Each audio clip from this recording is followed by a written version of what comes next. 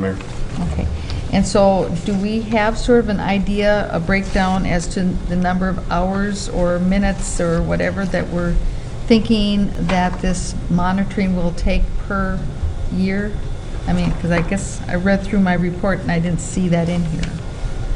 Madam Mayor, I have not calculated that. The sign permit fee is based on a study the city had completed maybe 3 or 4 years ago in regard to how long staff time it would take to process these sign permits, and that has increased incrementally with cost of living and so forth ever since then. So I estimated that the review of the permit process would be similar to possible reviews of on or off-site dynamic display sign throughout the year. It was an estimate on my part. Okay, because I take this to be including the monitoring. It says monitoring and enforcement. So that to me means to be more than just, you know, going through the process of reviewing the sign and the permit and that kind of thing. It actually is going out into the field and with a stopwatch, I would imagine, and monitoring. Is that accurate, or? Madam Mayor, since we don't have this ordinance or these regulating these signs, it's difficult to determine how much staff time will be involved. But, well, as an example, when Clear Channel installed the billboard on Highway 36, we received, in the beginning, several calls about, could you go check the time changeover rate? And there was maybe, initially, like that first month, 3 or 4 staff members that went out, you know, took 15 minutes of our time and timed that. Okay. And the telephone calls and follow-up. Right. And then do you anticipate that if we have different changeover times between off-premise and on-premise signs, that because we have differing changeover times or whatever, that there will be a difference in the staff involvement in monitoring and enforcing our ordinance because we have different changeover times for different kinds of signs? Madam Mayor, I wouldn't think that would be the case. Okay. Okay. Mr. Nephew? That reminded me of something that I was wondering when I read the resolution, which was whether, with all of our licensing regimes, if it's always the same fee every, I guess maybe it's a one-time thing on most sign permits, but with other fees, is it typically the same fee every year, or do you have a lower renewal rate, given that, I mean, I guess you look at it on the one hand, you could say, all right, you're going to have enforcement after that, which is what the ongoing fee would be, but you won't be doing the original sign review subsequently in the future. Is it possible that the renewal rate, once a sign is up and running and seems to be fine, would be lower in subsequent years, or what's your thought on that? I don't know if that's how you practice now. Madam Mayor, Councilmember Nephew, I'll try to answer this question. Our licensing process currently, as an example, our home occupations, we require a larger licensing fee, and then yearly it's a lesser amount, but that's a whole process where we bring it to the City Council and so forth. It covers that administrative review. Licensing for such things as contractors license.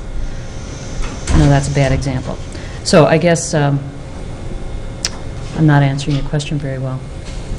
But I would think that we'd want to keep it at the same rate as the sign permit fee, because in my opinion, it would need to cover the fees associated with you know, our review and time associated with follow-up for enforcement of these matters.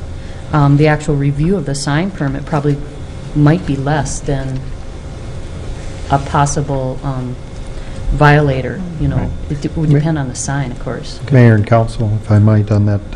Certainly not our intent to get down and really starting to do cost-benefit analysis on each individual sign issue. From a general nature, we look at issuance of signs, and there certainly are some years where we're going to spend a lot more than $160 on a particular sign in the enforcement and that, and some problem signs where staff is going to be involved in that in particular detail. But over time, we tend to monitor these things, and as staff will do a study, as Ms. Finwald mentioned, I think it was 3-4 years ago, we did the study and updated and said, okay, set our rates. Are we in the ballpark with the rates? Are we accomplishing that? And with at this point in time, because this is a new issue for the staff, we're simply going to have to monitor it over the next year, 2 years, and see, okay, if this takes a lot more time, we may have to come back and say, you know, that the rate for existing signs, we're spending a lot more time on these signs and we should raise that rate. Or conversely, if there's no problems, you know, we can do it electronically or something, whatever happens, then we would come back and lower it. But at this point in time, I don't see that happening in the short term. Thanks. Okay, thank you. Another question I have is, I know with our wetlands ordinance that we're proposing various amendments to, that there's provisions in there for grandfathering in existing conditions. So I'm wondering if you can tell us, because I'm looking through this and I guess I don't really quite see if there's anything in here that addresses that issue of grandfathering in existing conditions. So I don't know who would like to take that. Well, Madam Mayor, I can certainly speak to maybe what's out there now. I think there's some agreements that are already in place with the few dynamic displays that we do have, or at least a commitment from those we haven't reached agreement with to comply with whatever is passed. So I think the city would have to honor those, or at least give notice that we've had a change of circumstances.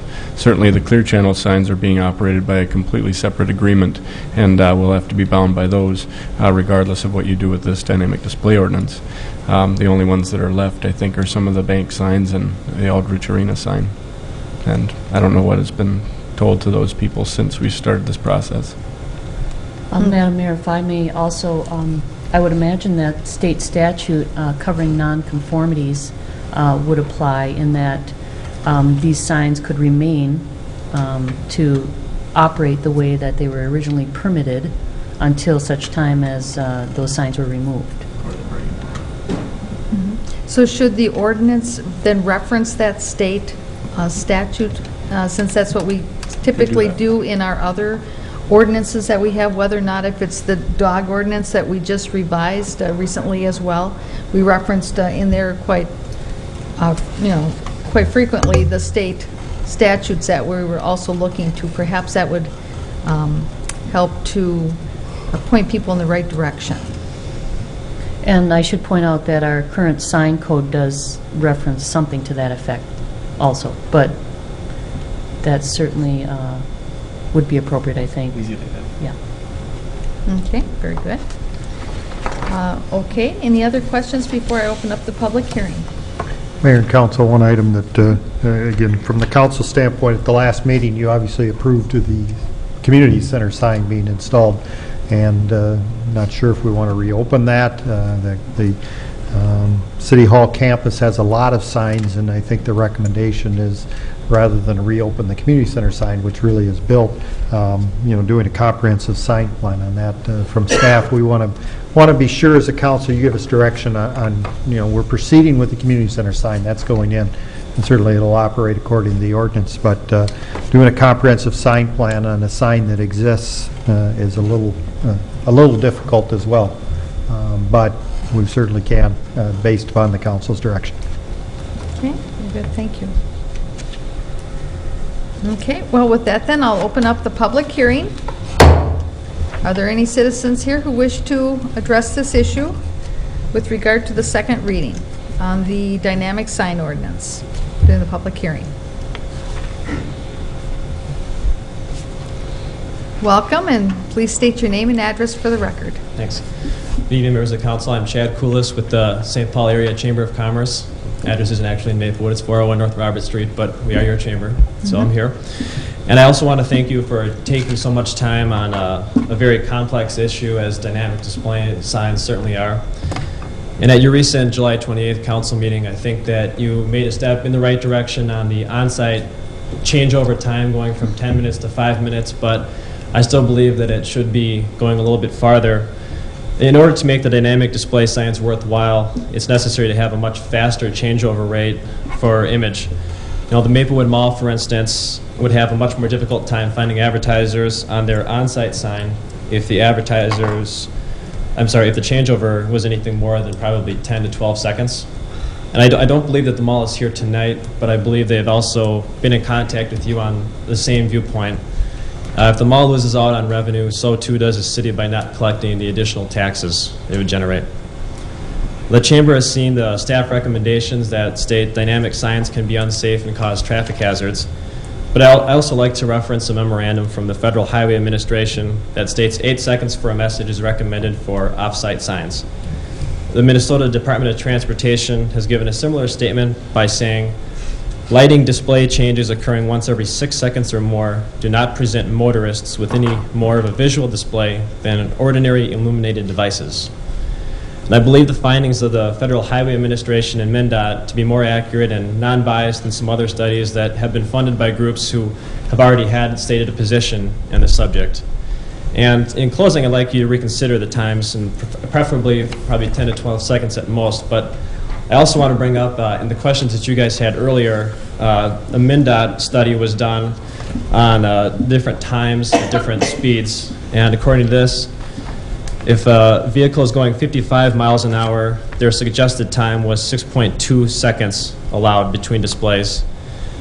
70 miles per hour, 4.9 seconds. That still doesn't answer your question on what would happen if it was a 30 mile an hour or 40 mile an hour, but I think it gives you a little bit more of a ballpark according to MnDOT study.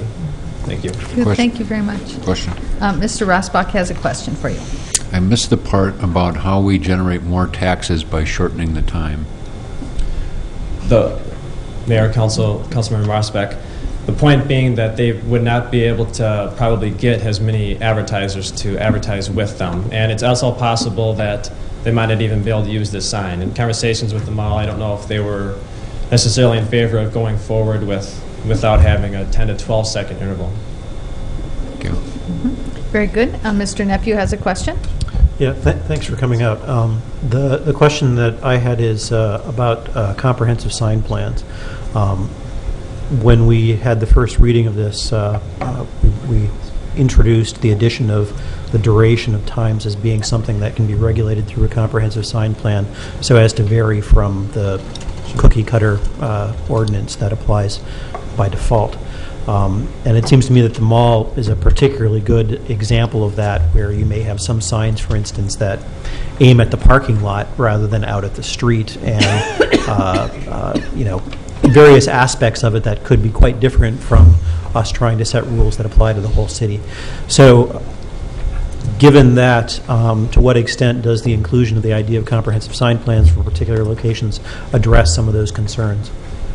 Mayor, Council Member Nephew, it certainly does address the concerns to a point, but at the same time, I wouldn't want to see this be more of a patchwork and having to see people always getting different exemptions. I'd rather just see you guys have more of a straightforward one that would work and apply for a majority instead of having them to constantly go out and work on exemptions. If I may have one other follow-up. The MnDOT study you cited, was that just about highways, or did it include streets, you know, Sure. urban streets with frequent, you know, intersections and, Sure. and traffic controls and the like? Sure, Mayor, Councilmember Nephew. This one is specific with more of the highway, and I'd be happy to send you information on this study over. Yeah, I think it may be some of the same material that we saw earlier this year about that. So, Okay. thank you very much. Thank you. Mr. Jelly. Chad, to be honest with you, I'm glad you showed up at the bottom of the ninth inning. All right, for the record, I could care less if it's a movie out there. I don't have a problem if it's 8 seconds, if it's 10 seconds, or if it's 40 minutes. Bottom line is, the argument that these people have up here is that it's going to cause distractions of traffic, that cell phones don't, the kids watching DVDs in the back don't, and everything else that we have for modern conveniences in the car are not going to be obstructions. But for some reason, these signs are. All right? The sad thing is for you to come in here at the second reading, as a business owner, you've just sold out your constituency and your members by not being active in this process up until now. Sorry. you know, I feel for the other businesses here who have been active in this process for long, but as the advocate for businesses in this area, sorry, you're too late.